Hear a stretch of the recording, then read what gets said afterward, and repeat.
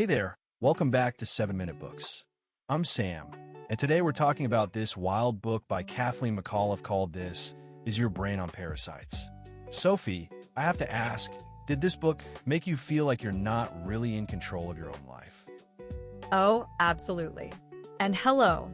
It's one of those books that kind of unsettles you in the best way. McAuliffe looks at how parasites, things like tiny flatworms and single-celled organisms, can literally manipulate the behavior of their hosts. And the crazy part is some of them might be doing it to us. Right? She opens with this example that just blew my mind, the Lancet fluke. It's a flatworm that needs to get from a snail into an ant and then into a cow or sheep. And to do that, it basically turns the ant into a zombie. Yeah. The ant normally stays low and avoids heat, but when it's infected, it climbs to the top of a blade of grass at dusk and clamps down. It just waits there to be eaten by a grazing animal. The parasite has hijacked its brain. And this isn't science fiction. This is happening right now in fields all over the world. McAuliffe uses this to introduce the concept of the extended phenotype, which Richard Dawkins came up with. The idea is that a gene's influence can reach outside the body. It can manipulate the environment, including other organisms' behavior, to help itself survive. And parasites are masters of that. Their genes build bodies and behaviors that extend way beyond their own physical boundaries. So the Fluke's genes are essentially making the ant do their bidding. Then she moves to something even closer to home, Toxoplasma gondii. This is a parasite that lives in cats, but it can infect pretty much any warm-blooded animal, including humans. And it does this terrifying thing to rodents. Right.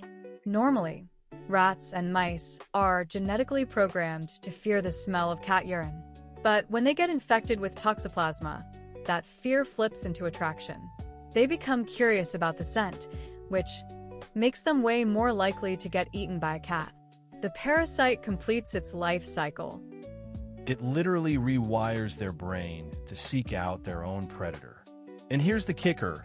Millions of people carry Toxoplasma in their brains right now. It forms dormant cysts in neural tissue. And for most of us, it doesn't cause obvious illness. But McAuliffe presents research suggesting it might be subtly shaping our personalities. Yeah, and that's where it gets really personal.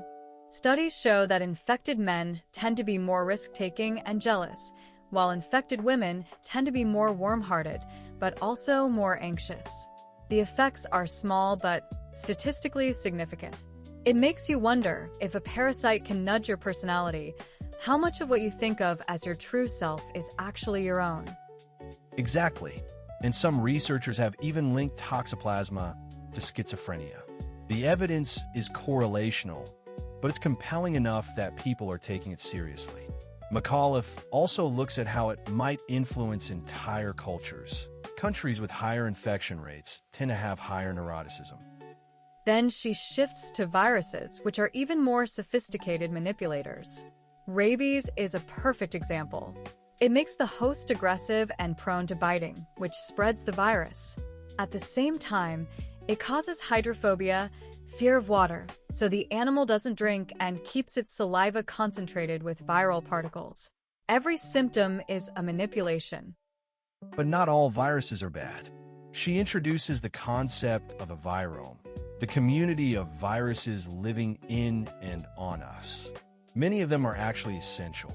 Bacteriophages help regulate our gut bacteria, and some viruses have been integrated into our own DNA over millions of years. They play roles in everything from placental development to memory formation. So the line between self and non-self is really blurry. And that's a theme she returns to throughout the book. We're not discrete individuals, we're ecosystems. Then she dives into the gut microbiome. This is the trillions of bacteria living in our intestines, and they communicate with our brain through the gut-brain axis. The vagus nerve carries signals both ways, so what's happening in your gut can affect your mood, stress levels, and even your behavior. And there's this amazing study where they transferred gut bacteria from a bold mouse into a timid mouse, and the timid mouse became more adventurous. In humans, people with depression and anxiety tend to have different gut microbiomes. It's not clear which way the causation goes, but it's a two-way street. Here's the part that really got me: the idea that gut microbes might be manipulating our food cravings. Different bacteria thrive on different foods. Some like sugar, some like fat, and some like fiber.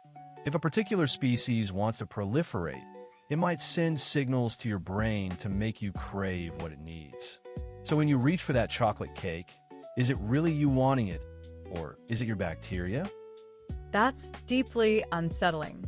And then she goes into the hygiene hypothesis, the idea that our modern obsession with cleanliness may be causing a rise in autoimmune diseases and allergies. By eliminating many of the microbes our immune systems evolved to deal with, we leave ourselves understimulated and prone to overreaction. She also talks about how our immune system might influence mate selection. Women are often attracted to the scent of men whose immune genes are different from their own, because that produces more robust offspring. And this preference might be mediated by the microbes living on our skin. And there's a whole chapter on how our disgust response, which evolved to help us avoid sick people, might shape our social and political attitudes. People who are more sensitive to disgust tend to be more conservative and more xenophobic. It's not that parasites determine our politics, but our evolved responses to disease can influence our worldview in ways we don't realize. She even touches on the controversial idea that parasites in tropical regions might contribute to lower average IQ scores, because infections divert energy from brain development. She handles it really carefully, acknowledging all the confounding factors. The central theme throughout is the illusion of autonomy. We think we're independent agents, but we're teeming with life that has its own agenda. That doesn't mean we're helpless puppets, but it does mean we need to expand our understanding of what it means to be a self. And she ends by looking forward. If parasites can manipulate us, maybe we can learn to manipulate them back. Probiotics, prebiotics, and fecal transplants are already being used. Researchers are exploring engineered microbes to deliver drugs or influence brain function. The same mechanisms parasites evolved could be used therapeutically. But she also warns about the ethical dangers. If we can manipulate the microbiome to improve health, we could also use it to control behavior. The same technology that cures depression could be used to create compliant citizens. Honestly, the takeaway for me is just how porous our boundaries are. We're not discrete individuals. We're walking communities. The next time I feel a sudden craving or a flash of anxiety, I'm going to pause and wonder, is that me, or is it something else? And if you want to go deeper, the whole library is over on 7minutebooks.com/app. They've got over 6,000 fiction and nonfiction titles you can read or listen to in any language, and it starts at $2.99 a month, $9.99 a year, or $19.99 for lifetime access. So we'll see you in the next one. Take care, everyone.